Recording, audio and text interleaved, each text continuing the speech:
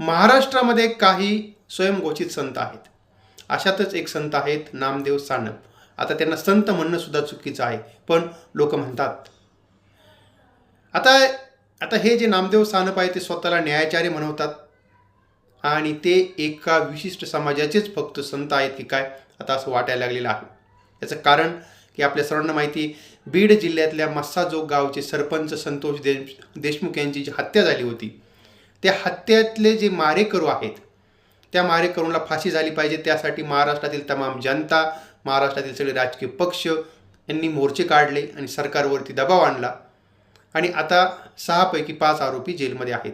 अजूनही त्यातला एक आरोपी फरार आहे.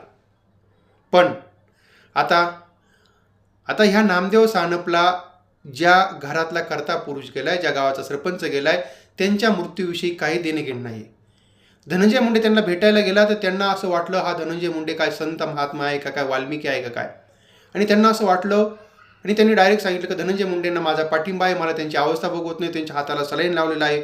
पण जर संतोष देशमुख यांनी त्या मारेकऱ्यांना चापड जर नसती मारली तर त्यांचा जीव गेला नसता. आणि मारेकऱ्यांच्या मनाची सुद्धा आपण मानसिकता समजून घेतली पाहिजे. वा रे वा, ह्याला काय संत म्हणतात. म्हणजे का त्या नामदेव सानपला ज्याचा जीव गेलेला आहे, ज्यांचा खून झालेला आहे क्रूरपणे, त्यांच्याशी काही देणं घेणं नाही आहे.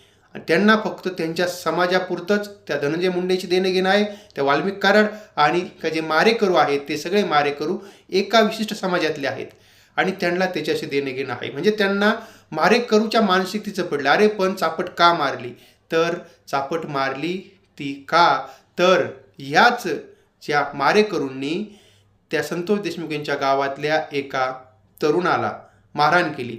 तो तिथे एका कंपनीवरती फक्त वॉचमनचं काम करत होता, त्याला मारहाण केली. म्हणून ते त्या ठिकाणी त्यांना जाब विचारायला गेले. त्या ठिकाणी थोडी झटापट झाली, पण मग झटापट झाली म्हणून खून करायचा का? म्हणजेच अर्थात हे नामदेव सानप या संतोष देशमुखांच्या खुनाचं समर्थन करताय का, मारेकऱ्यांचं समर्थन करताय का, हा सगळ्या महाराष्ट्रातील लोकांना पडलेला प्रश्न आहे. आणि अशा माणसाला न्यायाचार्य आणि संत का म्हणायचं, हाही मोठा प्रश्न आहे.